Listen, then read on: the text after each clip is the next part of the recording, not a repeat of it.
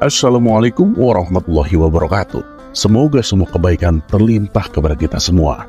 Amin ya rabbal alamin. Suatu hari, Abu Nawas kedatangan 3 orang tamu utusan Baginda Raja Harun ar-Rasyid. Abu Nawas, kami diutus oleh Baginda Raja untuk berak di tempat tidurmu. Karena ini perintah Baginda Raja, kamu itu tidak boleh menolak, kata salah seorang dari mereka. Ya, saya sama sekali tidak keberatan. Silakan saja kalau kalian mampu melaksanakan perintah Baginda Raja, jawab Abu Nawas enteng. Betul, tanya utusan untuk memastikan. Iya, silakan saja, sahut Abu Nawas. Abu Nawas pun mengawasi orang-orang itu beranjak ke tempat tidurnya dengan geram. Berak di tempat tidur, betul-betul kurang ajar, kelewatan batas. Pada saat mereka hendak bersiap-siap berak, mendadak Abu Nawas berkata, "Hei, maaf nih, ada yang lupa saya sampaikan kepada kalian." "Apa itu Abu Nawas?" tanya mereka. "Saya ingatkan ya, supaya kalian itu jangan melebihi perintah Baginda Raja. Jika kalian langgar, saya pukul tubuh kalian dengan bentuan. Setelah itu baru saya laporkan kepada Baginda Raja bahwa kalian melanggar perintahnya," jawab Abu Nawas dengan serius. Bahkan kini Abu Nawas sudah mengambil pentungan kayu besar. Apa maksudmu Abu Nawas?" tanya mereka belum mengerti. "Ingat," kata Abu Nawas tegas, "perintah Baginda Raja kan hanya berak di tempat tidur." "Ya, iya betul," kata mereka. "Hanya berak tok loh. Jadi kalian itu tidak boleh kencing, tidak boleh lepas celana, tidak boleh cebok, hanya berak saja," kata Abu Nawas lagi. "Wah, itu yo tak mungkin dong Abu Nawas. Kami juga pasti kencing nanti," kata mereka. "Kalau gitu ya aku pukul tengkuk kalian sekeras-kerasnya," jawab Abu Nawas. "Loh, kok gitu?" kata mereka dengan ekspresi yang masih bingung. "Iya, sebab kalian itu telah melanggar perintah Baginda Raja." Mereka pun saling pandang dengan cengar-cengir, pertanda bahwa mereka sudah mengerti apa yang dimaksud oleh Abu Nawas. "Aduh, kalau begitu kami ya tak sanggup mengerjakan perintah Baginda Raja," kata mereka.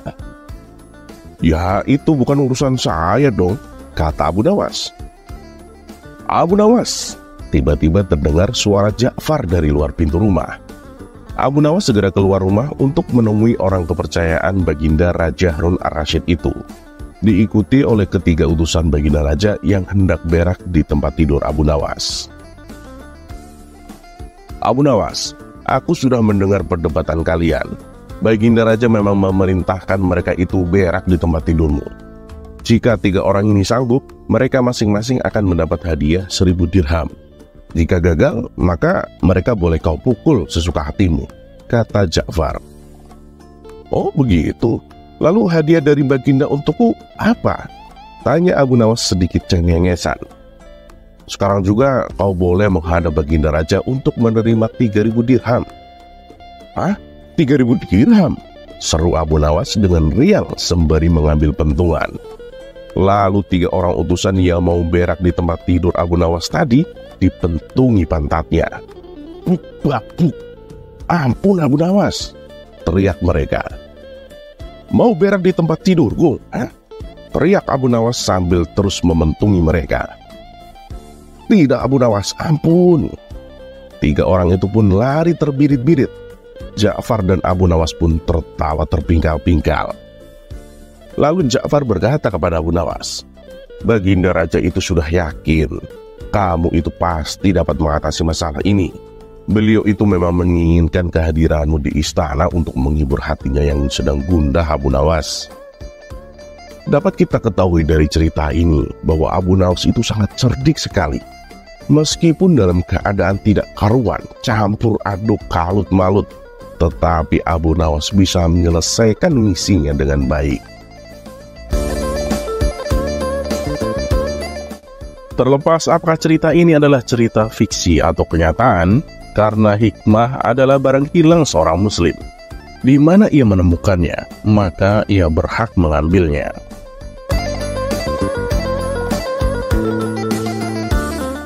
Dan seperti biasa, Terima kasih. Wassalamualaikum warahmatullahi wabarakatuh. Kisah selanjutnya.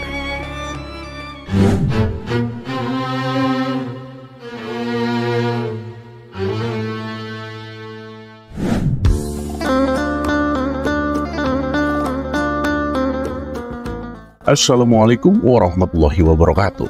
Semoga semua kebaikan terlimpah kepada kita semua. Amin ya rabbal alamin. Setelah Baginda Raja pulang dari hutan, setelah dijual oleh Abu Nawas ke pengepul budak, ia langsung memerintahkan para prajuritnya menangkap Abu Nawas. Tetapi Abu Nawas telah hilang entah kemana, karena ia tahu sedang diburu oleh para prajurit kerajaan. Dan setelah ia tahu para prajurit kerajaan sudah meninggalkan rumahnya, Abu Nawas pun berani pulang ke rumah. "Suamiku, para prajurit kerajaan tadi pagi mencarimu," kata istri Abu Nawas. "Iya istriku, ini urusan gawat sekali. Aku baru saja menjual Sultan Harun ar-Rasyid menjadi budak." "Apa?" tanya kaget istri Abu Nawas. "Raja kujadikan budak," kata Abu Nawas lagi. "Aduh, kenapa kau melakukan itu suamiku?" tanya istri Abu Nawas. "Ya, supaya dia tahulah di negerinya ada praktek jual beli budak. Dan jadi budak itu sengsara," jelas Abu Nawas kepada istrinya. "Sebenarnya maksudmu itu baik, tapi Baginda Raja pasti marah. Buktinya, para prajurit diperintahkan untuk menangkapmu," kata istri Abu Nawas. "Menurutmu apa yang akan dilakukan Sultan Harun ar-Rasyid kepada aku?" tanya Abu Nawas kepada istrinya. "Ya pasti kamu akan dihukum berat lah suamiku," kata istri Abu Nawas dengan nada menyesal. "Waduh, gawat kalau begitu. Aku akan mengerahkan ilmu yang kusimpan," kata Abu Nawas sambil sedikit ketakutan. Abu Nawas pun masuk ke dalam. Ia mengambil air wudhu, lalu mendirikan sholat 2 rakaat. Lalu berpesan kepada istrinya apa yang harus dikatakan bila Baginda Raja datang. Tidak berapa lama kemudian tetangga Abu Nawas kaget karena istri Abu Nawas menjerit-jerit. "Ada apa?" tanya tetangga Abu Nawas sambil tergopoh-gopoh. "Suamiku mati," ucap istri Abu Nawas sambil menangis. "Hah? Abu Nawas mati?" tanya tetangganya dengan nada tak percaya. Kini kabar kematian Abu Nawas pun tersebar ke seluruh pelosok negeri. Baginda Raja terkejut. Kemarahan dan kegeraman beliau agak surut, mengingat Abu Nawas adalah orang yang paling pintar menyenangkan dan menghibur Baginda Raja. Baginda Raja beserta beberapa pengawal dan juga seorang tabib istana segera menuju rumah Abu Nawas. Tabib tersebut segera memeriksa Abu Nawas. Sesaat kemudian ia memberi laporan kepada Baginda Raja bahwa Abu Nawas memang telah mati beberapa jam yang lalu.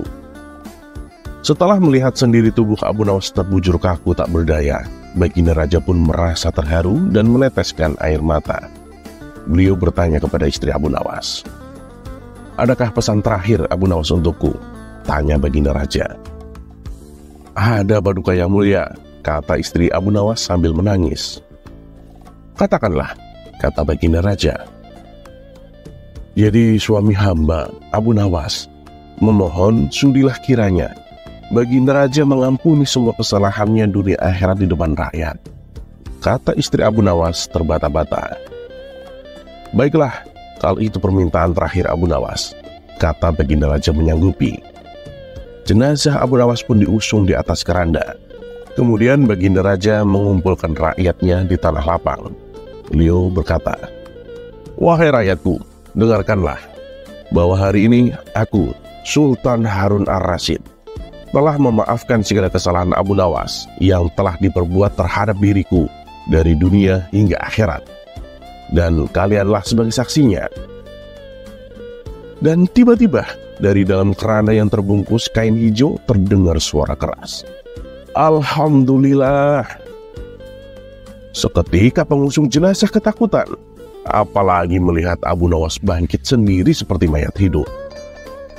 Dan seketika itu juga rakyat yang berkumpul lari tunggang langgang, bertubrukan dan banyak yang jatuh terkilir. Abu Nawas sendiri segera berjalan ke hadapan Baginda.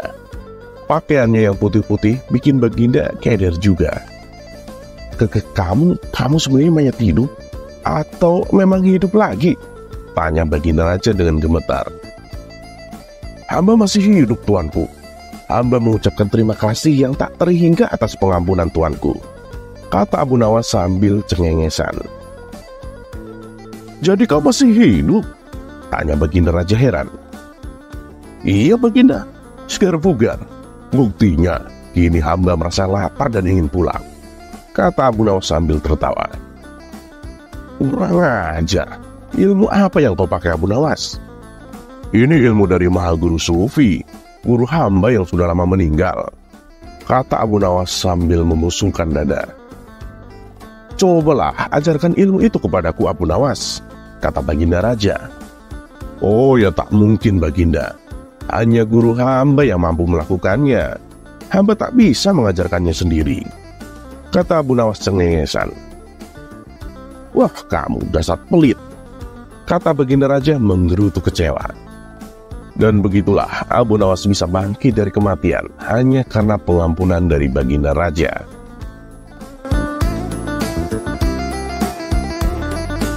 Terlepas apakah cerita ini adalah cerita fiksi atau kenyataan, karena hikmah adalah barang hilang seorang muslim. Di mana ia menemukannya, maka ia berhak mengambilnya.